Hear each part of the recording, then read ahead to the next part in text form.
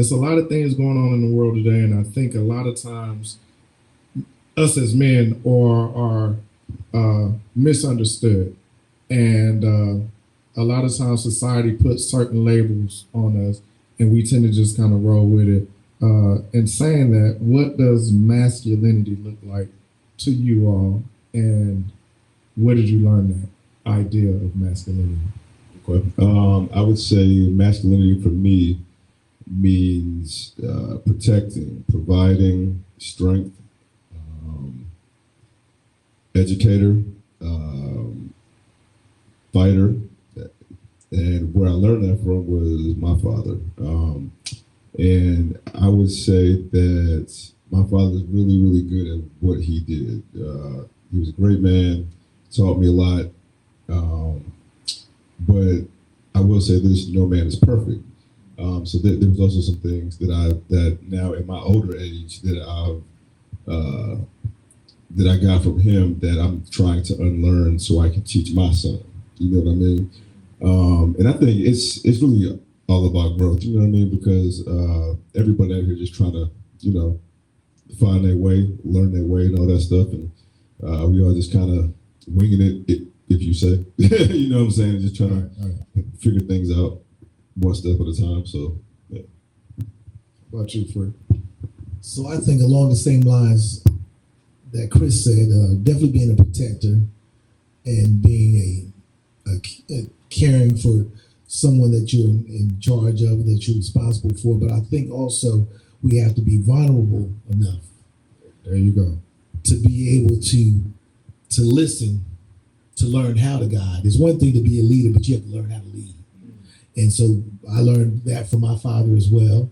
He was a provider, a people person, but he also was a person that would tell you that I really don't know. I don't understand. So that's being vulnerable so you can learn. Sometimes I think we feel like we have to have all the answers when we don't. Right. So being open enough to receive.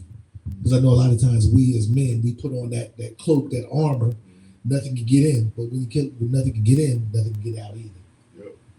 So that was my view. That's beautiful, and I agree with everything you all said as far as being a protector and a provider. And I'm glad you touched on the vulnerability thing, because I learned it from my pops. Growing up, and it's funny, I was just talking to him earlier today before I got here. I told him once we became closer, we got real close the older I got. And I told him as a kid I didn't like him because he was a disciplinary, because he was the enforcer, not knowing that until I was of age to really appreciate and see what he had to do in order to make sure that me and my siblings, I have a brother and a sister, I'm a middle child. So to see what he had to do to make sure that we didn't need for anything, and he was able to provide that and so much more. And also I learned, I would say more recently, he's 73 now. And like I said, growing up, he was that fire. He was that guy that if something happened, he's out there, he's on it, and people respected him, because he gave respect, but he also demanded it. And as I got older, and I would ask him, I said, "What the hell, like back in the day, you would have did this, you would have did that. Why you just let that go?" He said, "I'm at the point in my life now, if it's not affecting my pocket or y'all, I don't care." And I had to learn that because the things that was happening at the time, I'm fired up for him and protecting him.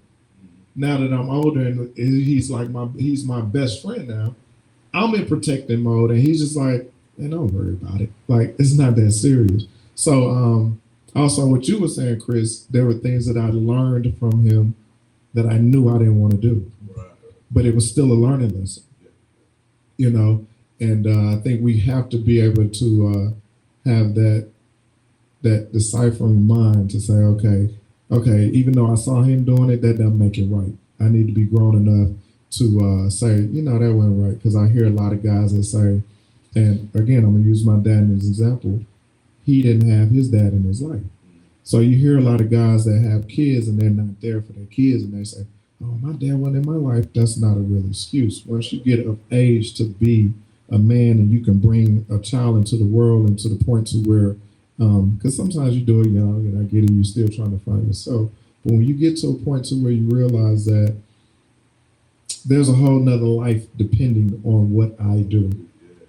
I don't care what other trauma you had, and if it's some deep stuff, please go work it out. But also understand that just because you didn't have that doesn't mean that you have to go in lesser for the next. So yeah, that's how I feel about that.